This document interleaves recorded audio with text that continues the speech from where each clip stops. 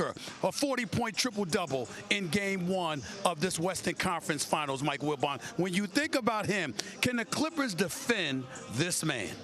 Yeah. They're going to have to do it a little differently, play better, play harder, not be tired coming off of a Game 7. Stephen A., I didn't say they could shut him down.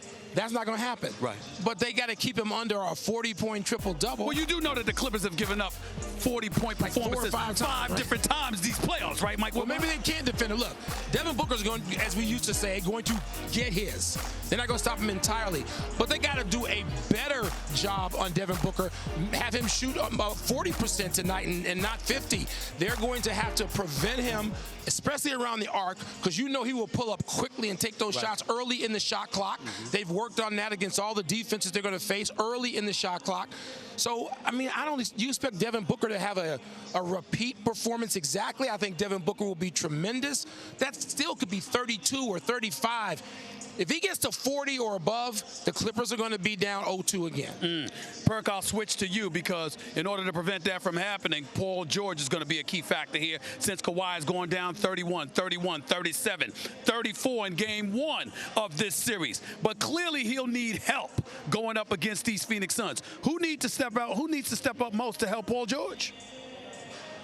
Well, it's Reggie Hot Sauce Jackson, and that's what they call him, Stephen A. Along with Nicholas Batum, Terrence Mann, Patrick Beverly, they got to knock down three-point shots. And we all know the Clippers are best when they're shooting the three-point ball good, when they're getting those corner threes to fall in. But I got to say this. I know T. Lue went small against the Utah Jazz, and he went small majority of the game in Game 1 against the Suns, but he's going to have to use Boogie Cousins and Zubac to neutralize DeAndre Ayton, because DeAndre Ayton has been on everybody's top like a toupee throughout the playoffs. And so he's going to have to find a way to at least wear him down, because Monty Williams is not changing. DeAndre Ayton is not Rudy Gobert, okay? He could move his feet defensively. He could guard guards on the perimeter. So T. Lue is going to have to switch it up from that small ball lineup and use Zubac and Big Cousins to try to neutralize DeAndre Ayton in some type of fashion tonight.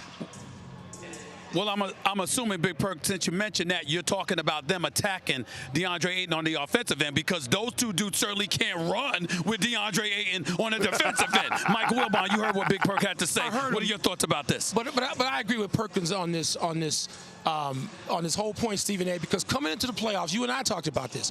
What is it that possibly, if the Suns are lacking anything in personnel, what is it? Size. Yeah. So I'm sorry, this becomes an old-fashioned thing, Perk, does it not?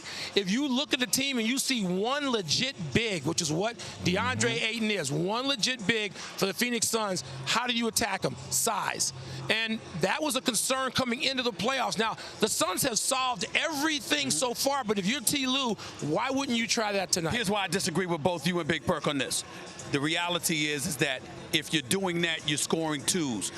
The Clippers like to shoot threes. When you miss them, it's long rebounds. That leads to Phoenix running up and down the court, which you don't want. But if you slow it down, you're scoring 2-pointers, and that's not just the way they do things. But we'll get back to that later, folks. Shocking. I disagree with Wilbon and Big Perk. Thanks for watching ESPN on YouTube. For live streaming, sports, and premium content, subscribe to ESPN+.